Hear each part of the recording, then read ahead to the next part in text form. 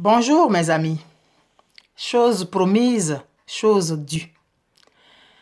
Nous allons commencer aujourd'hui nos capsules de lecture et le premier auteur que nous allons visiter, c'est moi-même, Marie-Gabrielle Taka.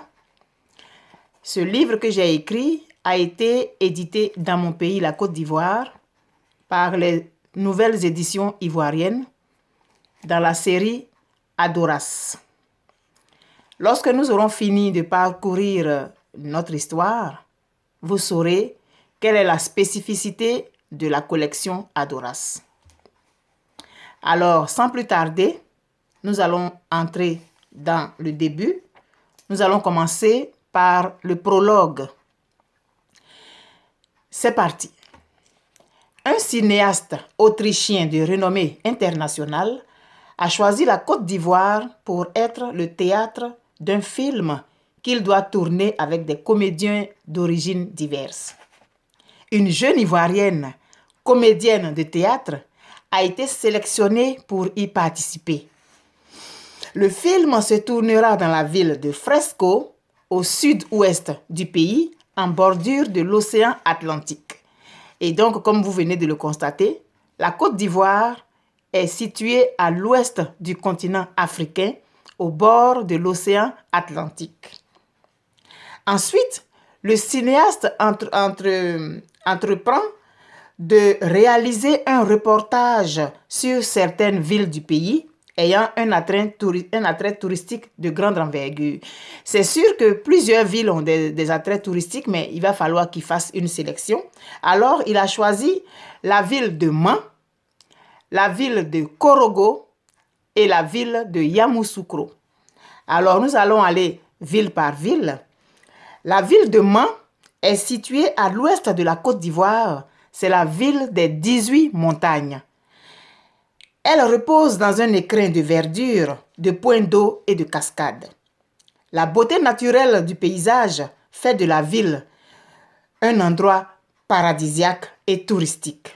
Les cours d'eau y sont franchis sur des ponts faits de grosses et de fines lianes accrochées aux arbres d'une rive à l'autre.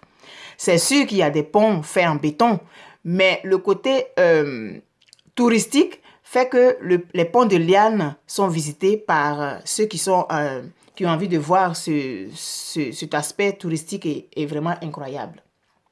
Il y a un mystère qui entoure l'existence de ces surprenants ponts de lianes.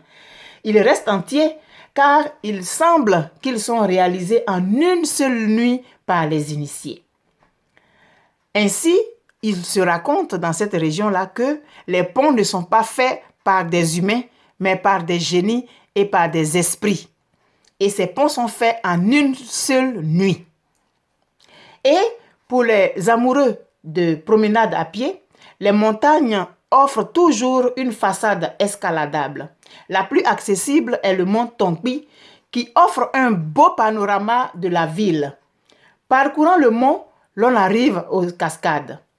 Ces cascades sont situées au milieu d'une forêt plongée dans une obscurité presque totale. Et ces cascades-là offrent une vision de chute fort belle, avec une flore luxuriante et dense composée d'espèces rares. Nous allons maintenant à la ville de Korogo, qui est située au nord de la Côte d'Ivoire. C'est le pays des Sénoufos. Elle est mondialement reconnue pour ses nombreux artisans, dont les fabricants de toiles du village de Ouaraniéné. Ces toiles sont appelées les toiles de Korogo. Ces toiles sont faites sur du coton avec des peintures naturelles. C'est des toiles faites en coton pur, 100% coton. La Côte d'Ivoire est producteur de coton, alors c'est tout à fait normal. Il y a aussi son riche folklore qui est composé de danses ngoron et boloy, pour ne citer que celle-ci.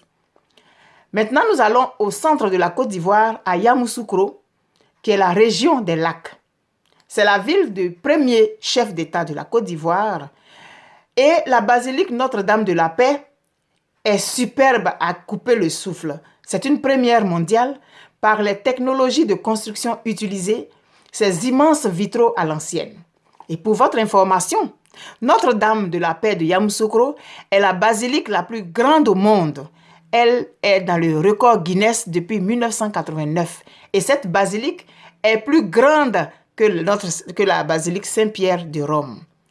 La première pierre de cette basilique a été posée par feu Jean-Paul II et il a procédé à son inauguration. Notre-Dame de la Paix est un haut lieu de foi et de tourisme religieux. Les gens viennent de partout dans le monde pour voir ce joyau architectural qui a été érigé dans ce pays. Il y a aussi à Yamoussoukro l'Institut national polytechnique. Autrefois, c'était trois grandes écoles supérieures distinctes. Il y avait l'INSET, où on formait les cadres du secteur tertiaire et industriel, l'ENSTP, qui est l'École supérieure des travaux publics, et l'ENSA, qui est l'École supérieure d'agronomie. Aujourd'hui, c'est l'Institut national polytechnique Félix Houphouët-Boigny. Ces trois grandes écoles ont fusionné et c'est de cette école-là que je détiens mon diplôme universitaire.